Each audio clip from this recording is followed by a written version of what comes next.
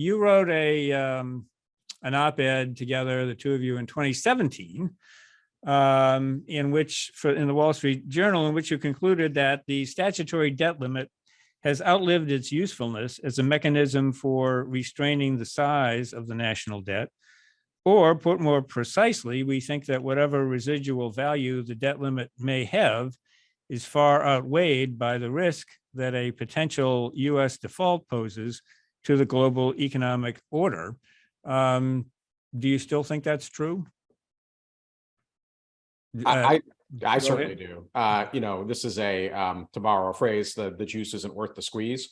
The amount of risk that we incur, to me, is far in excess of whatever potential hypothetical value we get in terms of deficit or debt reduction, in part because history has shown us that we don't use this to make the hard decisions, right? We're not having a grand bargain conversation. Even in 2011, when we were trying to have a grand bargain conversation, or by we, I really mean Speaker Boehner and President Obama, I was not directly involved in that aspect of the talks. It failed.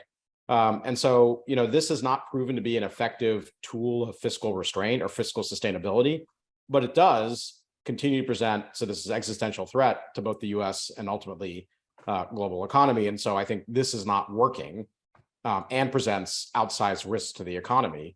And so we would be better off investing our energies and thinking about a better way to think about the fiscal trajectory question that doesn't involve putting a bomb underneath the US and global economy. Yeah. My only disagreement with Rohit's phrasing is I'm not sure it's always juice when you're squeezing. And, look, if we had not had a debt limit in existence, we still would have needed an appropriations bills. We still would have, that still would have been a compromise. It probably would have been about the same spending level we're going to end up with here.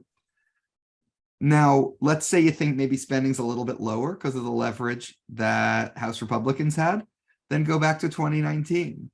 Spending discretionary may have been a little bit higher as a result of the leverage that congressional Democrats had then. So I don't even know that you're getting, I think you're not getting very much change in the trajectory of debt from this. I'm not even sure if the change in the trajectory is positive or negative. If you raise interest rates, by the way, that's actually bad for the debt. So, whatever's coming out when you're squeezing is not worth it. Well, and Jason raises, I think, in this context, especially a particularly valid point, which is you think about the topics that we think are, in the mix for a debt limit solution here, right? Discretionary spending caps. Well, you were going to need those anyway, because you have to have an appropriations process. You have to have what we call a 302A congressional budget parlance, the top line spending number. Permitting reform, both parties have wanted some version of permitting reform going back several years now. This is a useful vehicle for carrying it, but it is not like that this would not have been that you were leveraging this for something. Both sides wanted this. We're sending some COVID money.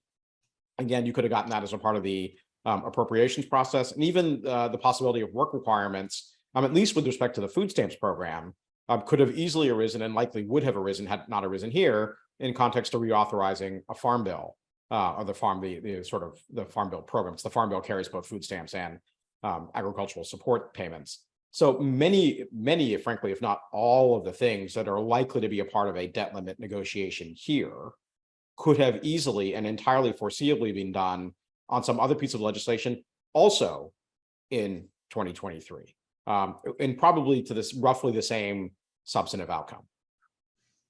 So you could have basically the same negotiation that we're having now, but without putting the U.S. creditworthiness at risk. Right, which is kind of gets back to, at least for me, the fundamental point of the 2017 op-ed, which is what we're getting out of this is not worth the potential risks that we incur.